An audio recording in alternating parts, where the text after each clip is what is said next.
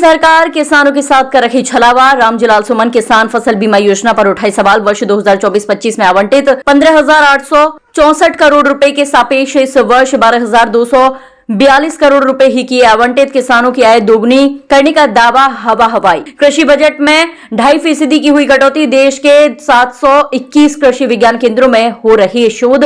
धरातल से नदारद। कृषि कल्याण के लिए जारी बजट को 100% खर्च करने में नाकाम रहा केंद्र। राज्यसभा सांसद।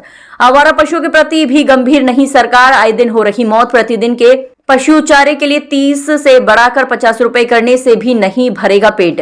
चारे अभाव में पशुओं की मृत्यु न हो, ऐसे में 100 रुपए प्रतिदिन चारे के लिए आवंटित करे सरकार। गौशालाओं के लिए राज्य सरकार के द्वारा किए जा रहे प्रबंध। ऊंट के मुंह में जीरा। सुमन। भारत सरकार का ये राग अलापना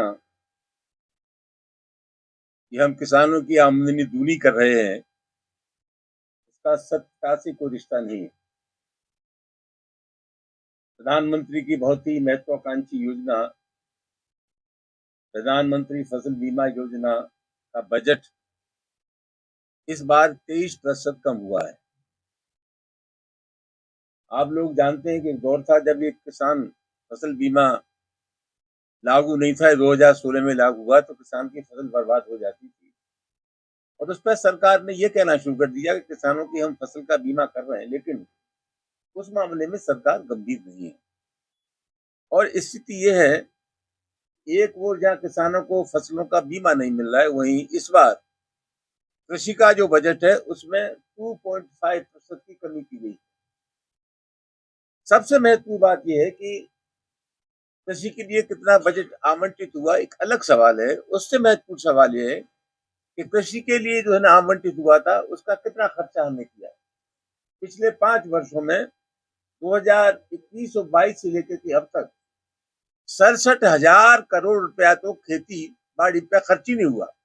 कुल मिलाकर के 5 वर्षों में कृषि के लिए जो धन आवंटित हुआ था उसका 67,000 करोड़ रुपया खर्च नहीं हुआ। इसका सीधा मतलब यह है कि ये सरकार किसानों की समस्याओं के प्रति गंभीर नहीं है। दूसरा सबसे बड़ी बात है कि सरकार कहती है कि साहब आधुनिक खेती होनी चाहिए, जैविक वैज्ञानिक खेती होनी चाहिए।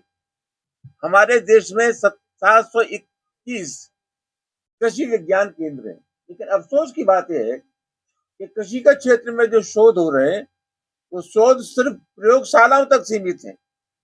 वो शोध जमीन पर कहीं नहीं उतर रहे हैं जिससे किसान वैज्ञानिक पद्धति से अपनी खेती करना शुरू करे। आज सबसे बड़ा सवाल है, अभी उत्तर प्रदेश की सरकार का बजट आया।